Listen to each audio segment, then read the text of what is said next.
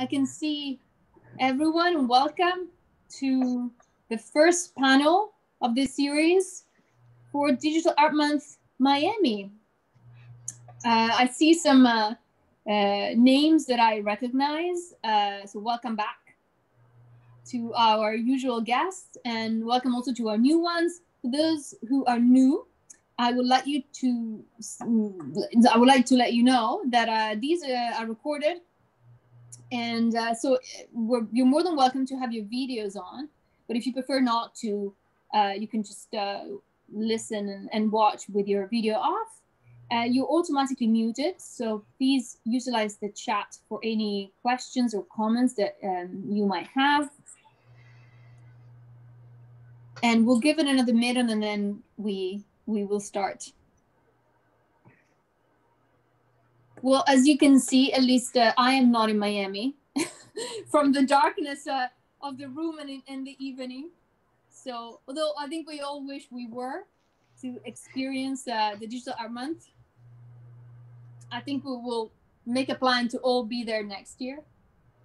I hope some of you are in Miami right now. Some of you listening to the panel. Thank you to our guests. Today, I'm gonna present them to you. We have Angela Nyffeler, who is the CEO of Elementum, who's a platform for curated digital art, where artists and art enthusiasts and collectors can exchange artworks directly. It's also secured by blockchain, which is something really nice. Hi, everyone. Angela. Angela previously co-founded an art award for photography and worked for various international companies in marketing and PR. And I think it's worth mentioning that Elementum is a partner of Digital Art Month Miami.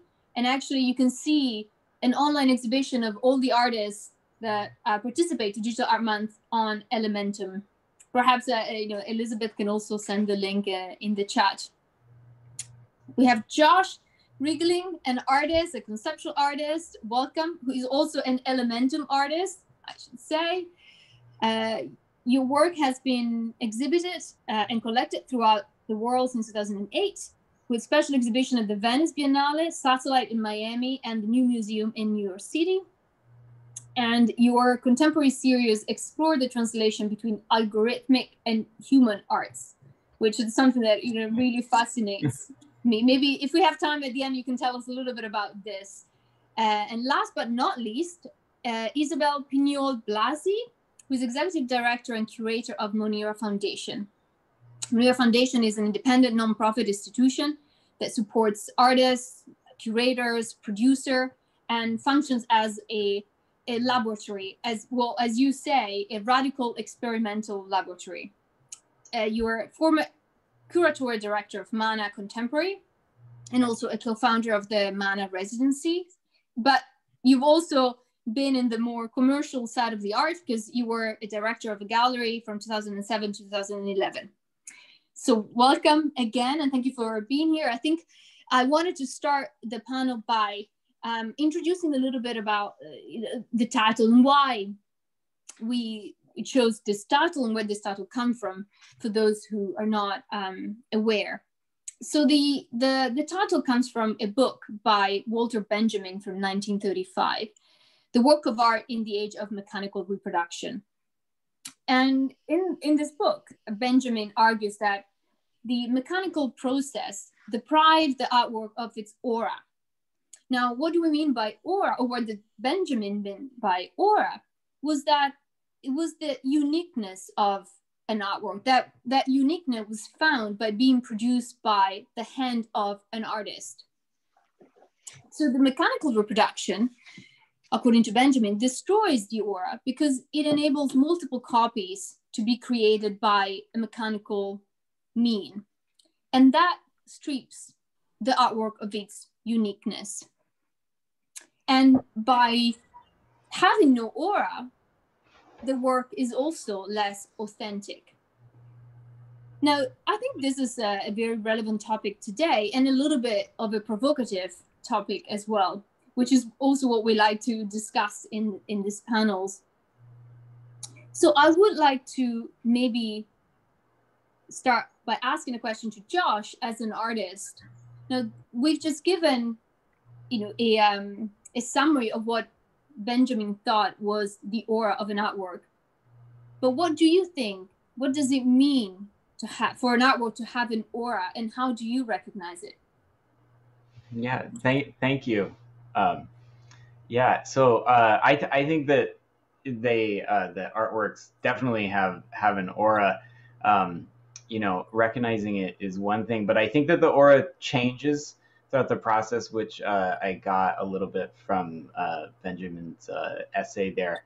That when it's first created, traditional artwork to an artist, at least in my experience, and you see it for the first time, it has this kind of powerful sacredness, which is a lot like these sculptures from thousands of years ago that were kept hidden away for only a select few to view. Maybe even the artist wasn't allowed to see them. But now, yeah, I think that with digital art in particular, once the artwork is created and the artist experiences that first aura and it goes out into the wild, that I do think it still carries an aura, but it changes and develops over time. And everyone experiences it in a different way. I also think that if you've, in the case of a, very famous painting or something that, you've read about and seen pictures of, always wanted to see, you kind of have an image of what it might feel like to see it for the first time, or the aura of it. And then when you finally do see it, it may be very different. That happened to me with a Klimt painting 5 or 6 years ago. I'm a big fan of him, and I finally got to see one of his paintings in person. And it was a totally different experience than I thought it would be, and way more powerful than it was. I didn't think of it in terms of an aura, but I guess that's totally what Walter Benjamin is talking about there. So yeah, as far as recognizing it, I'm not entirely sure. I think it's more, for me at least, acknowledging this new feeling that you get when you view something, and I totally feel that way with all the artworks I look at. Maybe it's based on intensity. I'm not entirely sure. So that's it for that.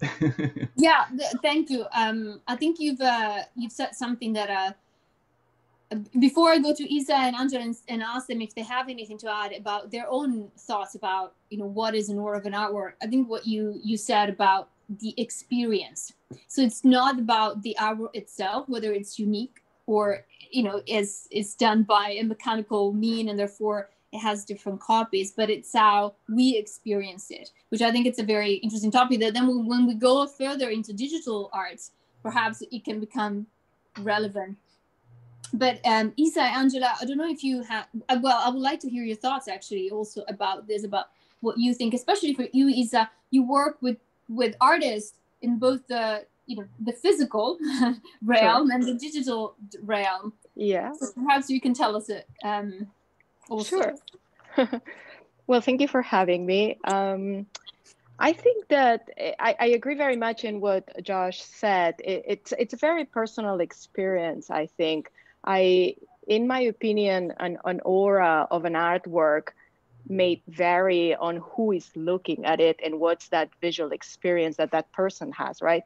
But the way I look for a work of art, right, if it has that uniqueness, is that work of art able to transform the space around it, right, between the object and the viewer.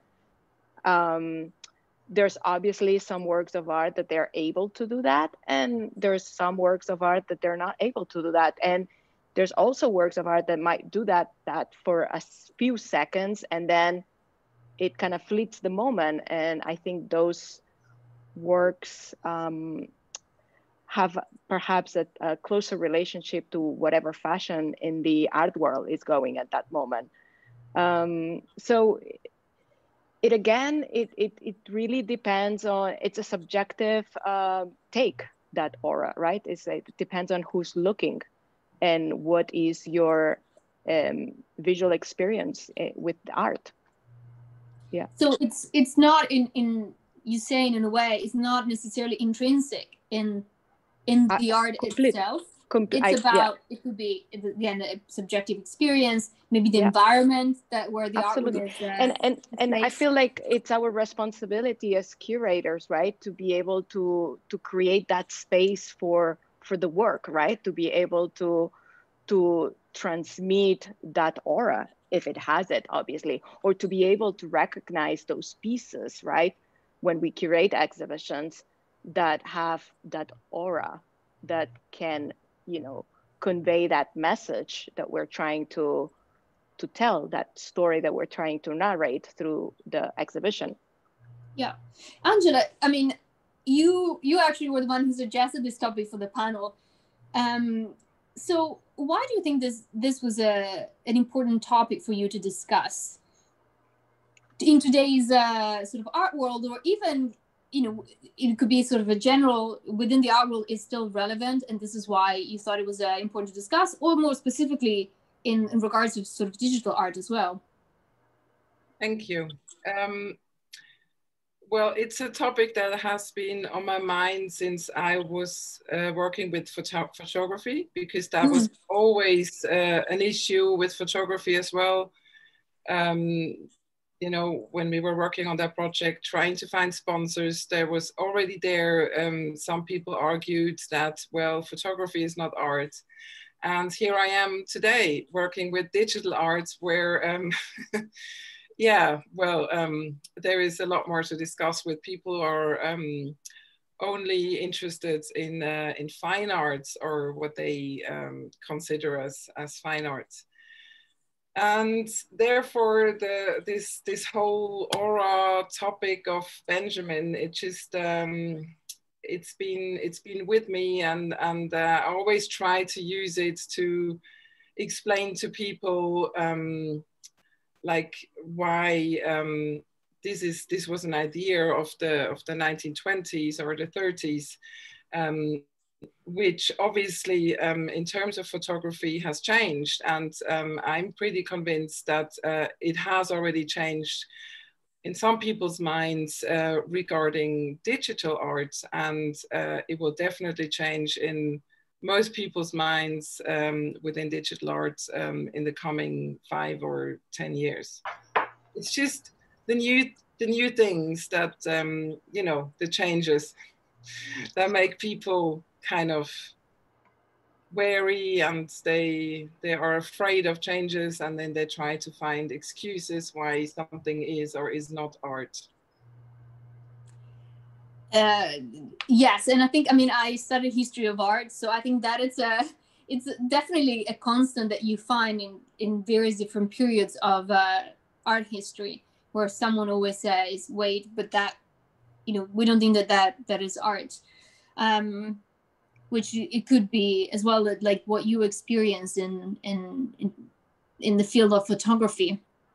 But also going back to Benjamin's book about photography, actually there was something that Josh said in his notes about the Mona Lisa example, the fact that actually photography as a mechanical mean has allowed or can allow a work of art to be reproduced indefinitely, not in the sense of, you know, an artwork in itself or intrinsic value of an artwork, but it allows the masses to experience that artwork. And the Mona Lisa, maybe Josh, of course, you're more than welcome to explain your example in a better way, but of course the Mona Lisa used to be very secluded and not really seen by very many people. You know, photography allowed for it to be seen by everyone. So want to ask something maybe a little bit more provocative, but again, sorry, Josh, to come back to you, but because this comes also from your thoughts and notes, and I thought it was very interesting. Just the fact that art is reproduced through a mechanical reproduction, like in the case of, I say the Mona Lisa, but it could be any other artwork. Does that introduce the possibility to undo the appreciation of art? So do we appreciate art only if actually we are in the presence of art we can hold it and see it and feel it? Or can we still appreciate it through the use of a mechanical mean? Yeah, I think that you definitely can appreciate it. You know, if it's a reproduction. You know, I mean, it's you know, continuing to talk about the Mona Lisa. Someone who goes to see it, or maybe if they don't see it, but they buy a poster of it and they hang it up in their house, you know, because you know they can't have the real thing. I think that they'd appreciate that poster and they'd probably look at it often, and that particular poster would take on its own little aura there that I think would resonate heavily with the person who purchased it. Maybe it's tied to the event of them purchasing it, or the one time that they actually saw it. So when they see it in person, they buy the poster, they take a little bit of that original aura with them to their own private space to then see it and experience it on their own. So I do think that it is there. I just think that it changes, and it's very subjective to who is viewing it. But at the same time, I think you're totally right that seeing the original really does have a huge impact. You know, one thing I thought about with you know, the rise of these edition tokenized digital pieces. You know, like for instance, if I make a digital piece and I'm like, okay, there's going to be 10 of these or whatever, and I see it for the first time, it has that whole aura that I mentioned before. Then it gets put out into the public and anyone can see it. But say a collector purchases it, I think it then takes on a very different aura for that particular collector. And then at the same time, say all the internet and computers disappeared except for that one collector's edition, then I think it takes on an even greater aura than perhaps the original actually had, because it is, you know, an exact copy of it in every sense, more exact than photography or film could ever have been originally. And I think a little bit too with digital photography and film, because it does carry along with it the, you know, metadata and stuff like that as it changes through different computers. So I don't know. Does that seem like an okay answer there?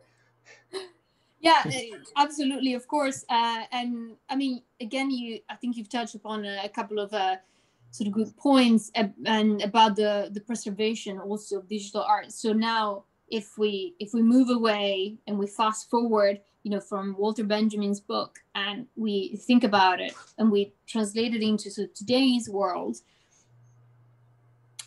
So what he thought, that if it obviously is something is made by a mechanical mean, and if it's no longer unique, it loses its aura.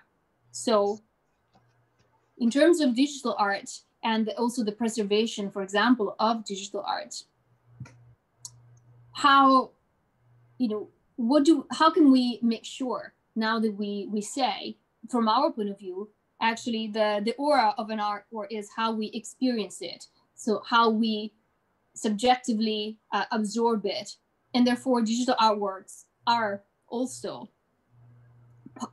have also this sense of aura and sort of presence. How do we make sure that we preserve it in the future? What do we think it's a lifespan of digital art? Angela, I don't know if you want to attempt a reply to this.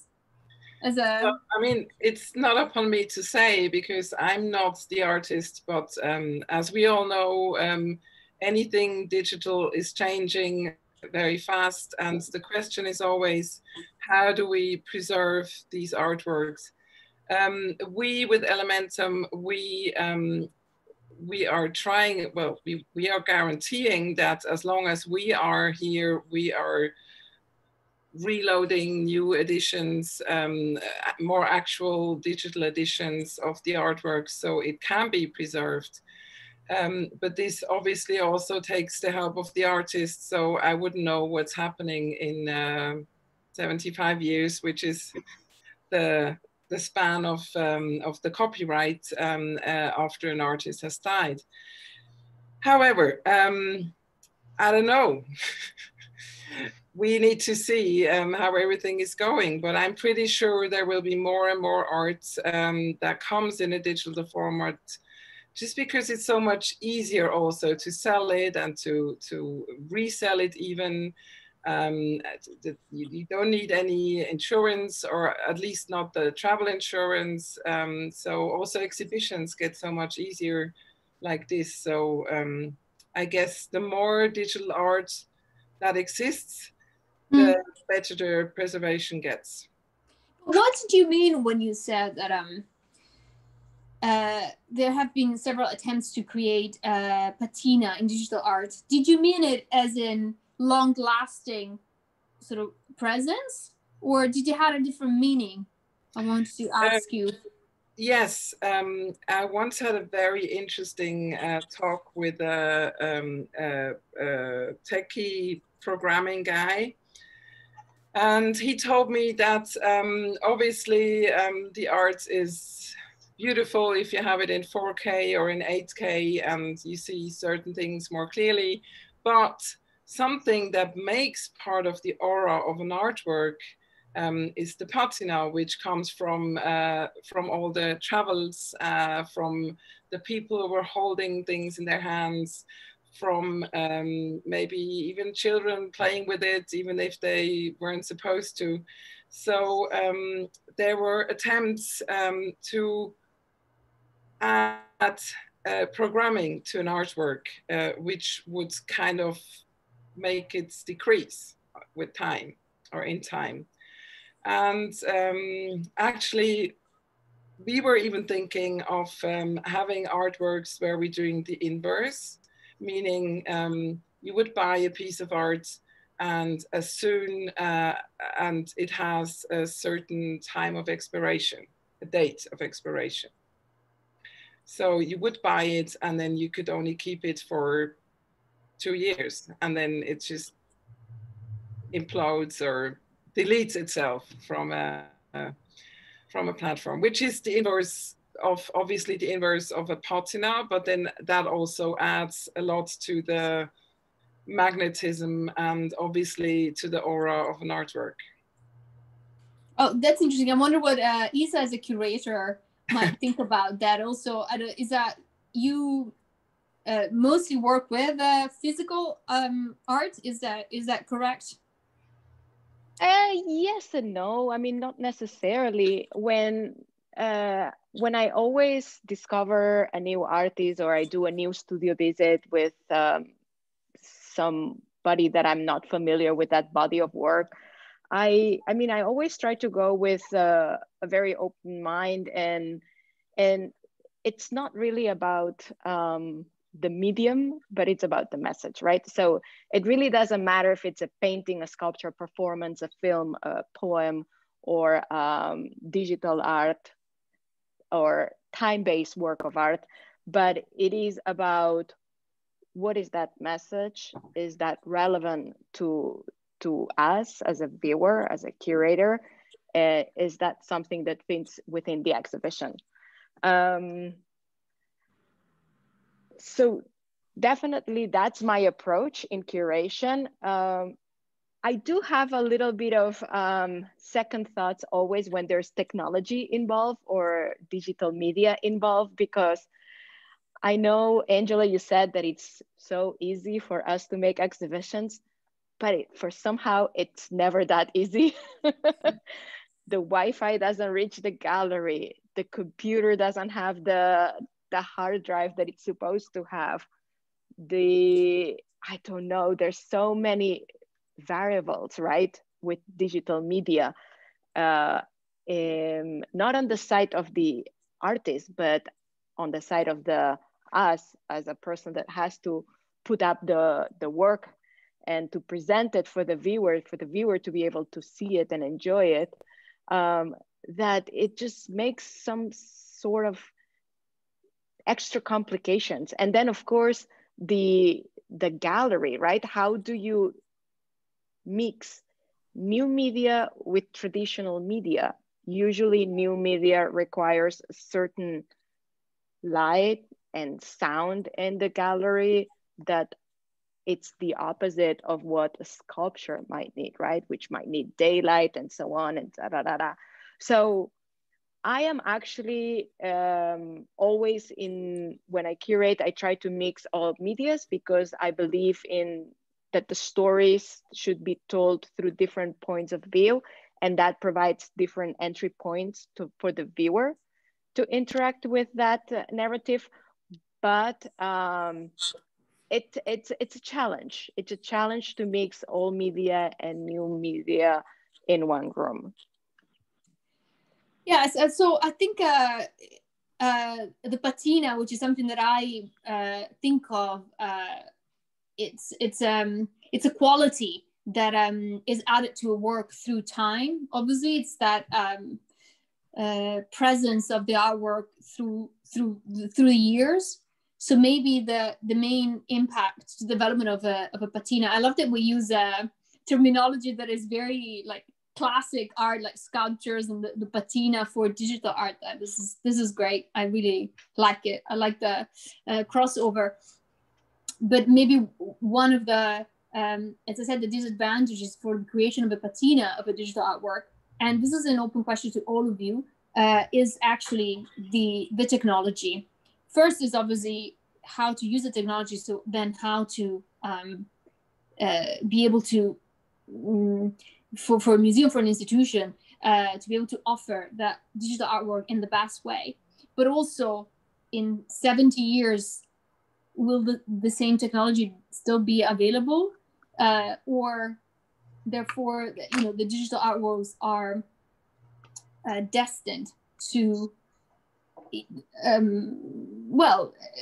sort of end in a way, because we're not going to be able, we will have, I'm thinking about VHS, for example. We all had VHSs 25 years ago, and now nobody has a VHS player anymore. Therefore, that kind of technology is no longer used. It has evolved, so we have something else. But if a digital artwork is being made now, we'll still be able to experience it in the future. So we will be able to create a sort of a patina of it. What are your thoughts on this? Or thoughts or potential solution, even if you thought about it. Have you guys ever heard of that? I'm not sure if I'm using the correct name now, but I heard this Museum of Internet. I think that's what it's called. Yes, Josh, is that the name? Yeah. Well, I mean, I heard a documentary on the radio, and it's about this guy who is trying to preserve everything VHS, but especially video games. Is that correct, Josh?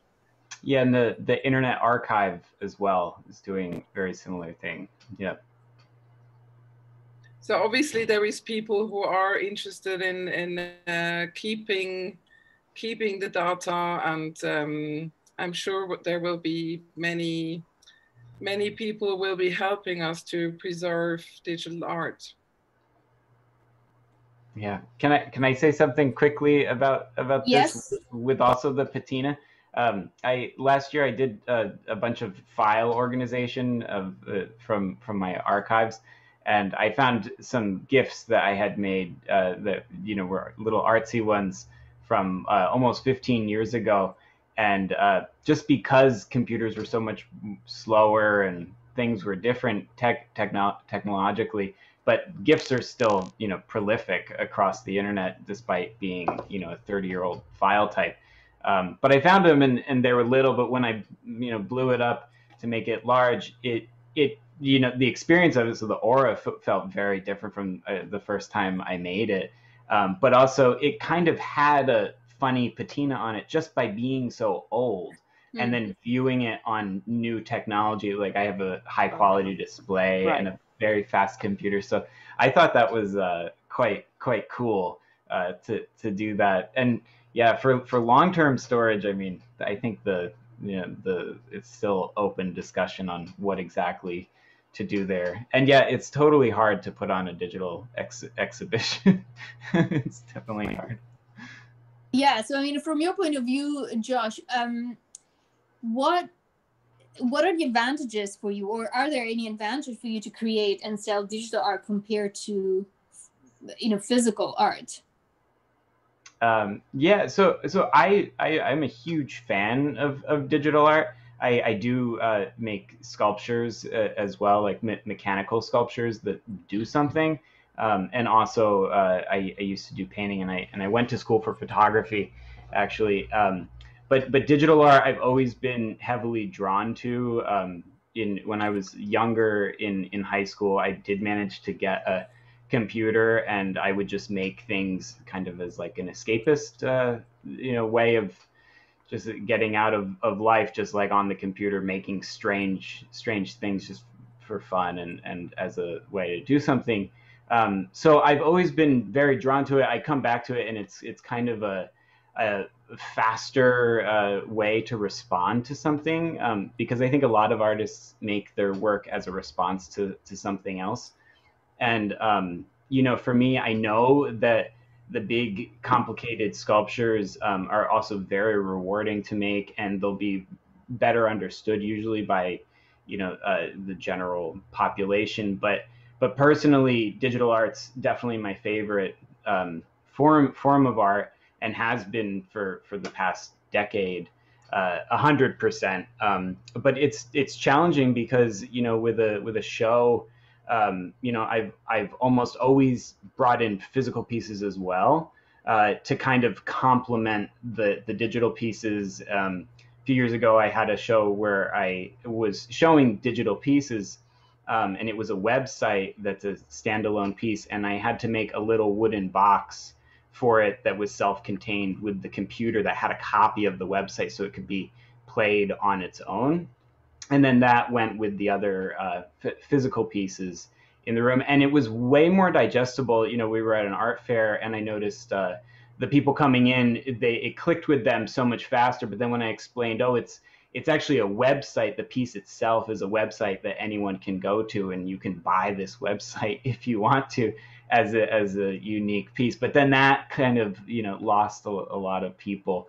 So, but yeah, I love digital art, hands down my favorite medium. But you have to do other stuff right now if you want to be working as an artist. I mean, I'm generalizing. You definitely don't have to. You can do full-time digital art, but I haven't quite figured out how to make that work. Of course, but anything. Obviously, we're not giving advice here or saying that someone is doing things wrong, or not at all. But what we like these panels to be is free points of conversations. Like, we like to discuss anything around the art, and there've been panels in the past also where people disagreed, whether as panelists disagreeing with each other, panelists disagreeing with me, or even our guests today in the chat say, "Oh, actually, I disagree." But I think it's actually, the important thing is to discuss about topics. So I just want to reassure you, don't worry, anything you say will not be held against you. Say, "Oh, you said that it's better to do digital art than physical art," or etc. Not at all. And I think it's also important that everyone understands that. Well, thank you. But I'm gonna come back to you, Josh, in a second, because I think, again, something that you said so it's really interesting. But I wanted to ask Isa, you said in our previous discussion, not here, or you asked a question that I thought was really interesting. Can a machine learn sensibility, a uniquely human quality? And I think, this, again, we can open up to Angela and Josh also about what they think. But I was wondering if that question came from the point of view of what an artwork should, what kind of emotion an artwork should spark, for that kind of human qualities that an artwork has. And that, I think, that connection that oftentimes, right. And I also think, for myself, this is the reason why I studied history of art, because I really connected really strongly with the artworks by an artist, I never really thought I would study history of art at all. But then I saw it and I was like, wow, what, I want to know more. I want to understand more. But, you know, that kind of emotion, I think for me, it also came fundamentally because I recognized the subject matter and I could almost feel the emotion of the painter whilst he was painting these. So I wonder if that question about actually machine being able to, you know, learn a human quality came from that sort of that place, that actually eventually a machine made artwork can give us the same type of emotion. Yeah. I think art has always been there to answer those very difficult questions about life in terms of like who we are, why are we here, where are we going, you know, these kind of very existential questions. Art has done that for humankind, right? Humans have been able to find some sort of, you know, refuge on certain masterpieces because they kind of touch upon these subjects. Art conveys sensibility, which is very related to feelings, right? And this is a uniquely human trait. This is why animals are not making works of art, and this is why, you know, no other species are making works of art. It's only humans Yes. of some sort art is done by it. Now, when I pose that question, it's because I've worked with an artist in the past she's been training robots, and robots are making works of art. And I know that robots can be taught sensibility, I guess, through entering data. But is there feelings in it? Can those works of art convey those feelings, right? Which is something that humans have. So I don't know the answer. Yeah. It's just something that it always stays in the back of my mind when I go into these kind of conversations where kind of the machine takes over human. Yeah. Yes, thank you. And I think, again, this is all part of discussing what an aura of digital art is, right? We said it's something intrinsic, it's about the experience, but it could also be, it's about the emotion that you know, that connection and perhaps the inability so far at the moment of the machine to convey that. Might be actually sort of a barrier to the sense of sort of that aura. Angela, I don't know if you had anything to add on this, but otherwise I am going to also read the question. Perfect, then let's go with what you have to say and then we will go back to the audience. Yeah, well, you know, I've seen many machines doing art. I've seen many pieces of art that were made by artificial intelligence. And I truly believe that these machines, they wouldn't be doing that art if there wasn't a human being who was programming everything beforehand, or even selecting out of, I know from artists who are doing thousands of pieces of the same, you know, they have this one image and then they tell the machine to reproduce it, and then they pick that one sample they think is the nicest one. So obviously for me, it's not the machine that is actually doing the art, it's just the machine is a means to produce an art, as like a camera or like a whatever, an instrument. I look at it as an instrument, like a language. Yeah, I understand that. I totally agree with that. Thank you both. I think I still, yes, haven't quite made up my mind. I agree with both of you about what you said, but I think I'm still too new in the realm of digital art. This is my first year really approaching this, and I'm still discovering. I'm quite amazed actually by the talent and the creativity, but somehow before when you come from the normal, I would say, art industry. So I'm talking about I don't know, galleries or auction houses that only sort of deal with physical art. They seem really like two separate worlds, which they're not at all. And I'm also now discovering that they're not. But it's there's still a lot to learn from my point of view. I just want to read a question that Chris added to our chat.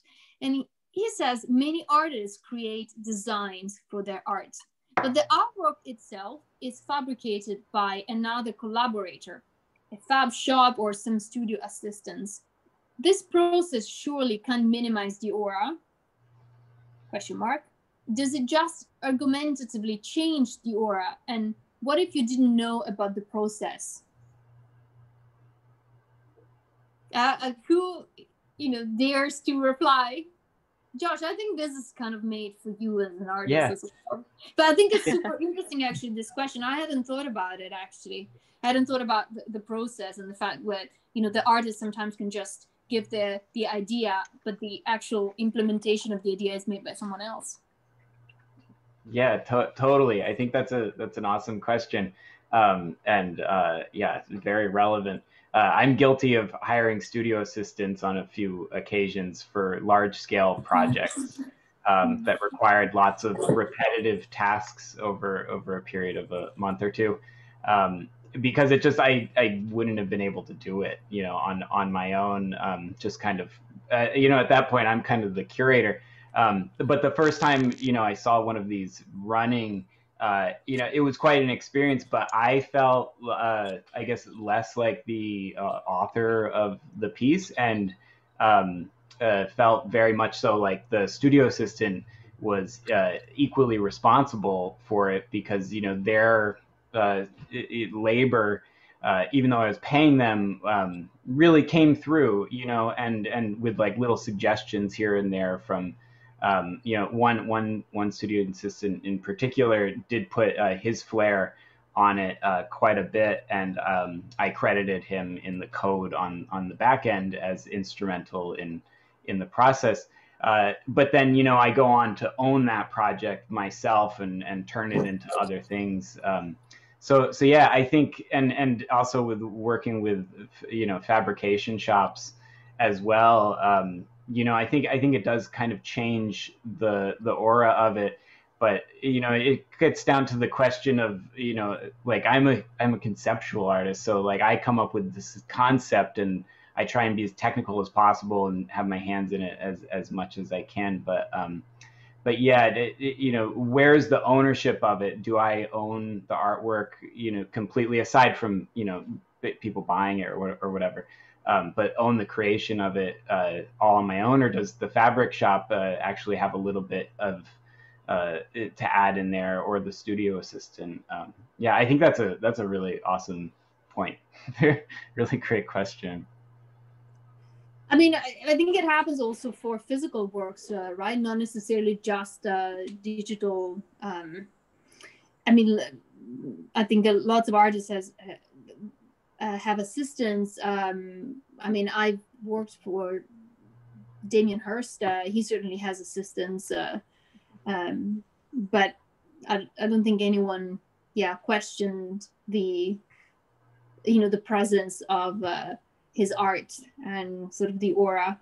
So I personally think that doesn't change the aura of an artwork, whether it's digital or physical necessarily. But to be honest, assistants always were always there since the Renaissance. Lots of artists learn in the studio of other artists, and then they continued on to to be artists themselves. So yeah, I think great question, great point. My point of view is no, it doesn't. From my point of view, it doesn't necessarily change the aura of an artwork. Isa, Angela, what do you think?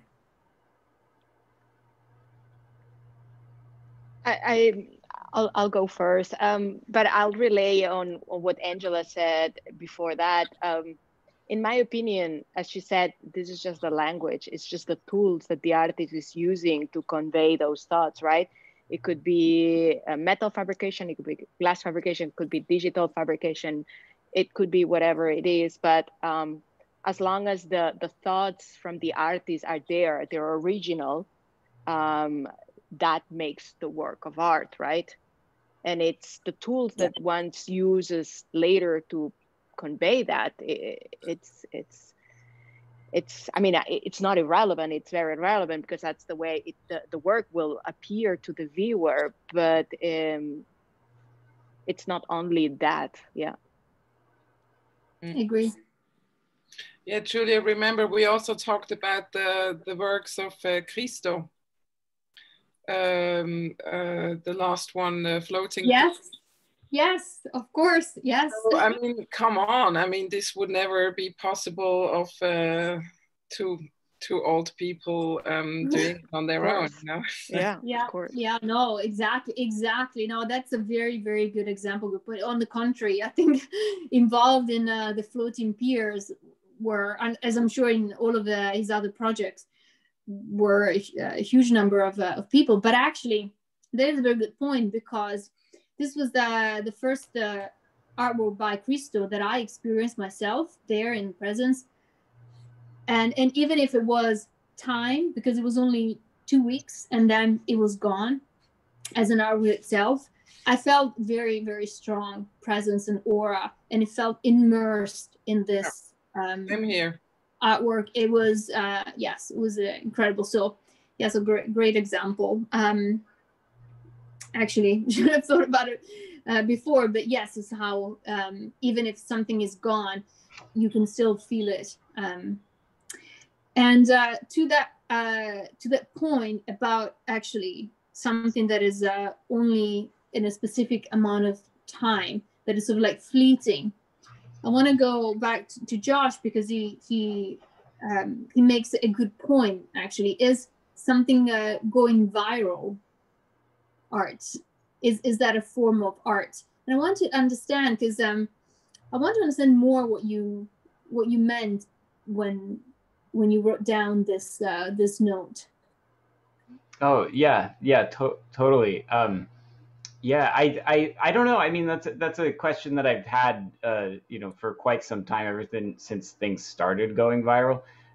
You know, because I did one exhibition, you know, a physical one that lasted for a little less than 24 hours, and did have an assistant on that one, and it had a very powerful aura just for that brief time. But then revisiting that location, it kind of lingers. But I was thinking about, you know, like sometimes things will go viral for a 24-hour cycle and then be turned into art by other people, you know, other artists on the internet, or just, you know, people making funny memes who are definitely artists as well.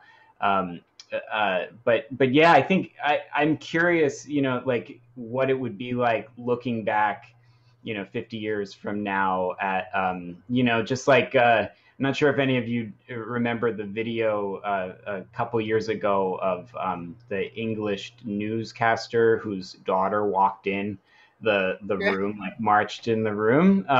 You know, that became like a huge sensation. I'm guilty of making, you know, at least a dozen GIFs of it. I also made a little video game thing of just that character cut out walking around.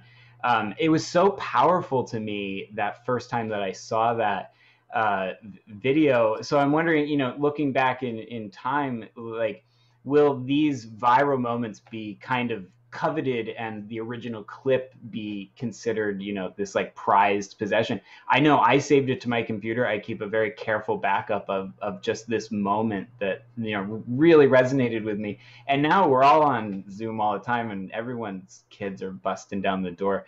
So it really isn't as cool anymore. But that first time was like really something. I don't know what it was about that video, but yeah. So I think that yeah, that's what raised the question for me the first time, was seeing that video. You know, going viral intentionally or not, because there are people who try to go viral actively, and some are very successful doing that. Are they artists as well? I mean, it's something that's always interested me. I think that though brings in the point of and I mean, we could do another. I think we will do another actually panel on this topic about what is art and what is considered actually digital art. Can you take anything, like you say, a video, making GIFs and doing video games and everything? So it could come out of anything. And how can digital art be classified, recognized, for example, and owned? So if I saved a GIF that you made out of that video and I saved it in my computer, would I be owning your art? Yes, right. yay! So yeah. after this, I'm gonna go in and find it. Yeah. No, but I think these are all very, important topics, because if it's something that you create out of your own sort of imagination and artistic urge, then it should be considered digital art and should have a value. And if Angela and Isa have anything to add on this, so how should digital art then be classified, recognized, and perhaps owned? Please feel free. But I also, after this, I wanted to go back to the audience and see if they have any more questions for you, any more thoughts on today's discussion. Well, I mean, you were mentioning it before. Everything that you can find on our website is secured by the blockchain, and that by buying something that is secured on the blockchain, you can become an owner, not only by taking a copy, but also by really getting a certificate and even being able to resell it to somebody else. And everybody can see on the blockchain that that you are the owner, or even that you have been the owner, and when you sold it to me, for example. So apparently there's this this joke where people say, can you, you know, somebody would say, well, I can just take a screenshot of that image Josh made, and then I own it. And then the other person says, well, how about I just take a photo of your Ferrari and then I own it? So this is the whole logic behind it, you know, and I think we all have to get a little bit more flexible in our heads. Yeah. Towards this, and you know, maybe the whole crisis, the global crisis where we're in, kind of helps us to let go of all the physical things and move on to something a little bit more digital. You're laughing, Ysabel. No.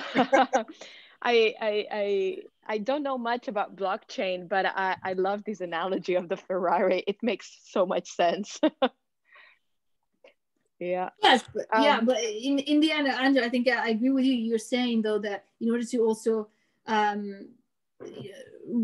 recognize or maybe classify digital art, but also the safety to the artist creating, there needs to be an infrastructure in place. It could be like blockchain, for example. But otherwise, anyone could say exactly what you said. You know, just take a photo and it's me, or I save the GIF and it's, ooh, I own an artwork. So I think we need to go more towards that. And I think the blockchain could be a good solution and leave behind the paper certificates of authenticity, for example, that are passed on. That we see so many. I agree, and I think it's not only a means to to know who is the owner of an artwork or who created it, but it's also a way of giving the power to the hands of the artists themselves, because they can sell their artworks directly. They don't need a gallerist or a curator who might or might not like their art or themselves, and therefore, or something they said, and therefore they will never make it in the art world. There is a big community out there who is already buying digital art and who is paying high prices for it. Agreed. I just want to say to the audience, we have 3 minutes left, 3 to 5 minutes left with our speakers. First of all, I want to thank you again. I think we just towards the end, we started, it's great, I loved it because we started with the aura, the presence, the sense of patina of digital artworks, and now we're going to how we can support digital art better and the market better as well. So again, it could be, we could go on and talk about this and do another panel directly, but we have the last few minutes. So I urge the audience, if you have any questions or thoughts, please write them in the chat, and we can still sort of discuss. Otherwise, I'm going to wait for sort of for a minute or so, and otherwise I'm going to have to let our participants go. I'm just going to read a comment by Bruce the Goose. I love it. Bruce the Goose is a great name. Blockchain is talking about blockchain. Since we mentioned it, blockchain is redefining the possibilities of digital art and democratizing the art economy. The pandemic has expedited, yeah, well, yes, has made innovation in the space by tenfold. So yeah, I think I agree. Yes, absolutely. Yes, I think this year for many areas of the art industry has been really positive, especially from the technology point of view.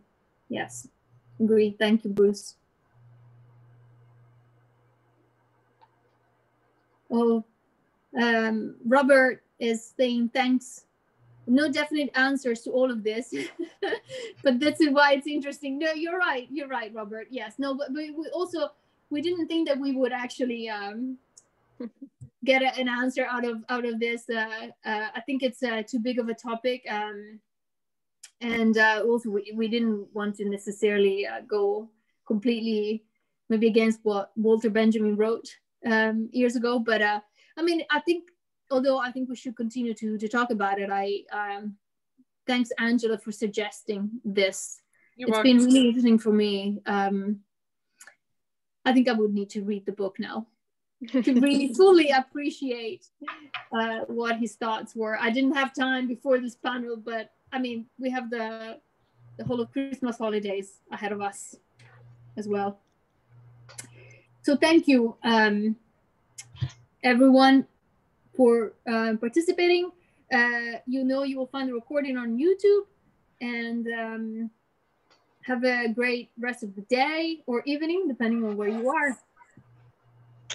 Thank you. Thank you. Thank you so much. Lisa, Angela. Bye. Bye. Thanks. Thank you. Bye-bye. Bye.